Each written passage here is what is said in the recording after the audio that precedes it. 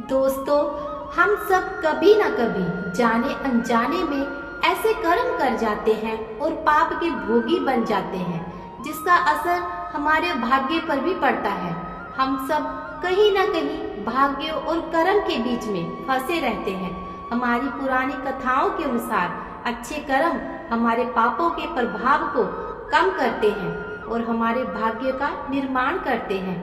कर्म और भाग्य को अच्छे से समझने के लिए आओ सुनते हैं ये कहानी। एक समय की बात है, नारद जी बैकुंठ धाम गए थे। वहां उन्होंने भगवान विष्णु को प्रणाम किया और नारद जी ने श्री हरि जी से कहा, प्रभु, पृथ्वी लोक पर आपका प्रभाव अब कम होता जा रहा है। जो लोग धर्म पर चल रहे हैं उन्हें कोई अच्छा फल नहीं मिल रहा और जो पाप कर रहे हैं उनका तो केवल भला ही होता जा रहा है। तब भगवान विष्णु नारद जी की यह बात सुनकर बोले कि हे देव ऋषि, ये जो कुछ भी हो रहा है, जो कुछ भी पृथ्वी पर चल रहा है, ये सब नियति के अनुसार चल रहा है।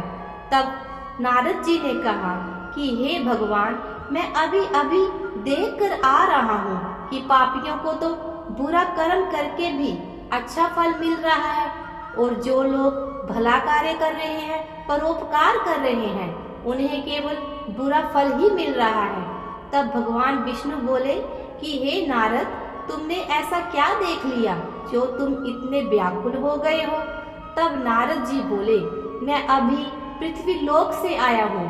वहाँ मैंने देखा कि एक जंगल में एक गाय दलदल में फंसी हुई थी और कोई भी व्यक्ति वहां उस गाय को बचाने वाला नहीं था।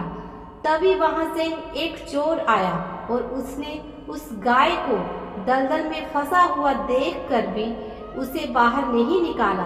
उस गाय पर पैर रखकर दलदल लांघकर आगे चला गया और फिर आगे जाकर उस चोर को सोने के सिक्कों से भरी हुई एक थैली मिली और थोड़ी देर के बाद वहां से एक साधु गुजर रहा था और उस साधु ने उस गाय को दलदल से निकालने के लिए पूरी कोशिश की और गाय को दलदल से बाहर निकाल दिया और फिर आगे जाकर वो साधु एक खड्डे में गिर गया।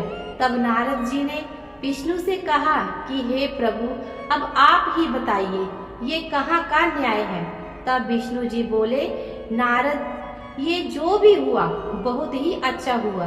जो चोर गाय पर पैर रखकर भाग गया था, उसकी किस्मत में तो एक खजाना था, परंतु उसके इस पाप की वजह से उसे केवल कुछ ही सोने के सिक्के ही मिले और वही उस साधु को खड्डे में इसलिए गिराना पड़ा क्योंकि उसकी आज मृत्यु लिखी हुई थी, परंतु उस गाय को बचाने की वजह से उसके पुण्य बढ़ गए और वह केवल खड्डे में ही गिरा और उसे केवल हल्की चोट लगी। इसलिए हमें केवल अच्छे कर्म करते रहना चाहिए क्योंकि अच्छे कर्मों से हमारे जाने अनजाने में किए गए पापों का प्रभाव भी कम हो जाता है।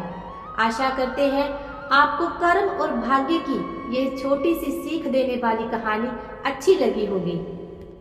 कहानी पसंद आए तो इसे लाइक जरूर करें और चैनल को सब्सक्राइब करें। जय श्री कृष्णा, राधे राधे।